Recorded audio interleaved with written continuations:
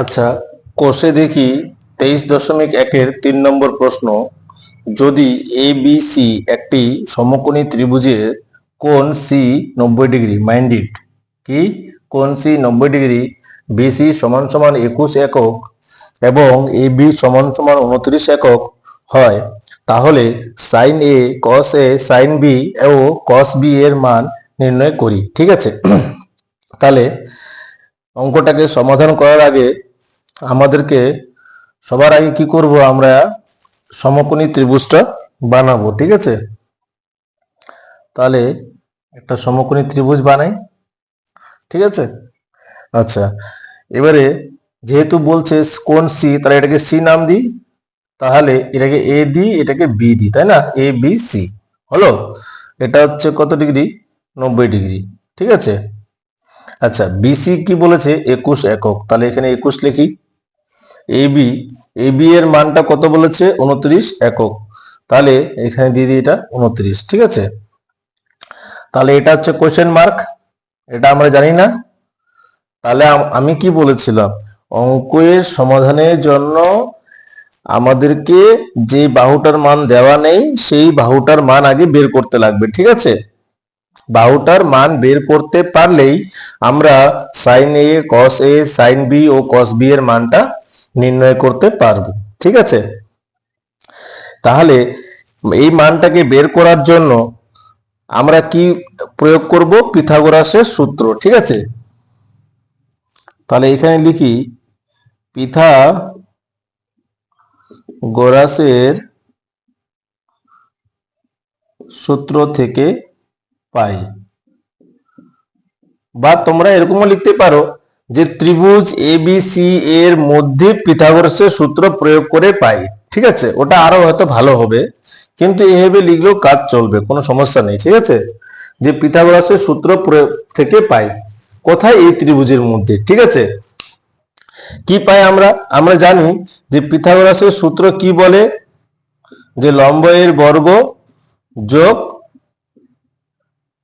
ভূমি এর বর্গ সমান সমান অতিভুজের বর্গ। ঠিক আছে, আমি অতিভুজটাকে শর্ট ফর্মে লিখলাম। ঠিক আছে, আচ্ছা, এই ক্ষেত্রে এই ত্রিভুজের ক্ষেত্রে আপাতত এই কোণের সাপেক্ষে, মানে আমরা এটাকে 90 ডিগ্রি ধরলাম, আর থিটা যদি এটাকে মনে করি, এটাকে যদি থিটা মনে করি, তাহলে আমাদের ভূমি হচ্ছে এটা, লম্ব হচ্ছে এটা বিসি, আর অতিভুজ হচ্ছে কি এবি। তাহলে লম্ব কি? বিসি, তাহলে বিসি এর স্কোয়ার যোগ ভূমি, ভূমিটা কি? এসি, এসি এর স্কোয়ার বা বর্গ, একই কথা। ঠিক আছে, ঘাবড়ানোর কিছু নাই। অতিভুজ মানে কি? এবি এর বর্গ। ঠিক আছে, আচ্ছা, বিসি এর মান কত? 21 এর বর্গ। এসি এর মান তো জানি না, সেটা বার করতে লাগবে। এবি এর মানটা কত? 29 এর বর্গ। তাহলে এসি এর বর্গ সমান সমান কি হবে? 29 এর বর্গ। এই যে 21 এর বর্গ, এটাকে এই সমান সমানের এই দিকে নিয়ে আসবো, তাহলে এর আগে কোনো চিহ্ন নাই, মানে প্লাস চিহ্ন থাকে। যখন এটা এই সমান সমানের অন্য দিকে যাবে, তখন ওটা বিয়োগ হয়ে যাবে, মাইনাস হয়ে যাবে, তাই না? এবারে তোমরা একটা ফর্মুলা জানো কি, যে এ স্কোয়ার মাইনাস বি স্কোয়ার সমান সমান কি? এ প্লাস বি গুণ এ মাইনাস বি। কি সূত্র সেটা? আচ্ছা, এটা ভালো করে লিখি। 21, কি সূত্র সেটা? যে এ স্কোয়ার মাইনাস বি স্কোয়ার সমান সমান এ প্লাস বি গুণ এ মাইনাস বি। ঠিক আছে, তো এই সূত্রটা আমরা এখানে লিখে দিব, যেহেতু আমরা এটাকে ইউজ করলাম, যেহেতু আমরা এটাকে ব্যবহার করলাম। এ স্কোয়ার মাইনাস বি স্কোয়ার সমান সমান এ প্লাস বি ইন্টু এ মাইনাস বি। এই ক্ষেত্রে এ হচ্ছে 29, বি হচ্ছে 21, তাহলে এ প্লাস বি 29 যোগ 21, এ মাইনাস বি 29 বিয়োগ 21, এই দুইটাকে যোগ করলে কত হবে? 50 গুণ এই দুইটাকে বিয়োগ করলে হবে 8, 5 8 40, তাহলে কত পেলাম আমরা? 400। এসি এর বর্গ সমান সমান কত পেলাম? 400। আচ্ছা, এইদিকে লিখি। হ্যাঁ, এসি এর বর্গ সমান সমান কত পেয়েছি? 400। তাই তো? তাহলে এসি কি হবে? Root root of 400। তাহলে রুট মানে কি? বর্গমূল, তাই না? 400কে আমরা কি লিখতে পারি? 20 গুণ 20, তাহলে একটা 20 বেরিয়ে আসবে। তাহলে এসি এর মান কি পেলাম? 20 একক। এসি এর মানটা কি পেলাম? 20 একক পেলাম, এই যে 20 একক। তাহলে এসি এর মান কি পেলাম? 20 একক। ঠিক আছে। আচ্ছা, এই ক্ষেত্রে না আমরা লিখে নিই যে যখন এ ইকুয়ালস টু থিটা, ঠিক আছে, বা এ কে যখন আমরা থিটা অ্যাজিউম করতেছি, ঠিক আছে, তখন আমরা এই যে মানে লম্ব আর ভূমি এটা পাচ্ছি। ঠিক আছে, যে লম্ব আমরা বিসি পাচ্ছি আর ভূমি আমরা এসি পাচ্ছি। কখন? যখন আমরা এটাকে থিটা অ্যাজিউম করতেছি এই ত্রিভুজের ক্ষেত্রে, তখন। ঠিক আছে। আচ্ছা, বেশ। তাহলে আমরা এসির মানটা পেয়ে গেলাম।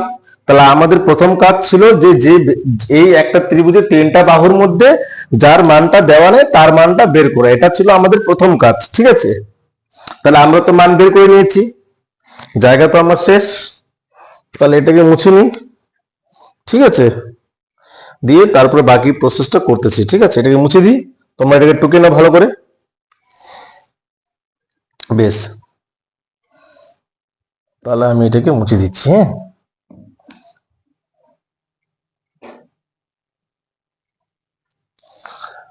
আচ্ছা, কি বের করতে বলেছে এখানে? যে সাইন এ। তাহলে সাইন এ এই এই কোণের সাপেক্ষে, ঠিক আছে, লম্ব এটা, ভূমি এটা, অতিভুজ এটা। আর আমরা জানি যে সাইন থিটা সমান সমান কি? যে লম্ব বাই অতিভুজ। লম্ব বাই অতিভুজ। এই ক্ষেত্রে লম্বটা কি? বিসি, আর অতিভুজটা কি? এবি। তাহলে লম্ব এর মান কত? 21 লিখে দিলাম। অতিভুজের মান কত? 29 লিখে দিলাম। তাহলে এটা হচ্ছে কি? সাইন এ এর মান পেয়ে গেলাম। ঠিক আছে। তাহলে লম্ব কত? 21, আর অতিভুজ কত? 29। তারপরে বলেছে কি? কস এ এর মান। তাহলে কস এ এর মান কত হবে? ভূমি বাই অতিভুজ। ঠিক আছে। তো যখন আমাদের কোণটা হচ্ছে এ, তখন ভূমি হচ্ছে কি? এসি, অতিভুজটা হচ্ছে কি? এবি। আচ্ছা, তাহলে অতিভুজের মান কত এখানে? এই যে 29, এসি এর মান 29, সরি ভুল হয়ে গেল।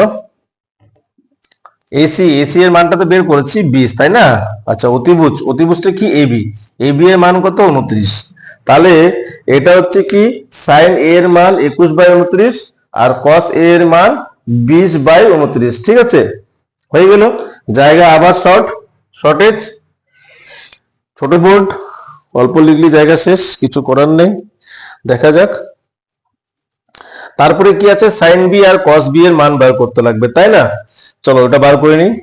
এটা মুছে দিচ্ছি আমি। হ্যাঁ,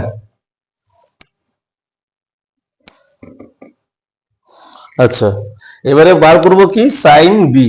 এখানে একটা জিনিস বোঝার আছে কি, যে এবারে আমাদের কোণ হচ্ছে এটা, কোণটা এই যে এটা বি। তো যখন কোণটা বি, তখন এই এই কোণের যে বিপরীতে থাকবে তখন এটাকে আমরা লম্ব ধরবো, আর কোণের সাথে যে বাহুটা থাকবে সেটাকে আমরা ভূমি ধরবো। অতিভুজ তো চেঞ্জ হবে না, অতিভুজ যেটা আছে ওটাই থাকবে। ঠিক আছে, বেশ।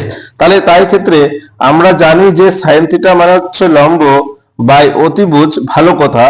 কিন্তু বোঝার কি আছে এখানে, যে এখানে এই ত্রিভুজের ক্ষেত্রে যখন কোণটা বি, তখন লম্ব কোণটা হবে এসি।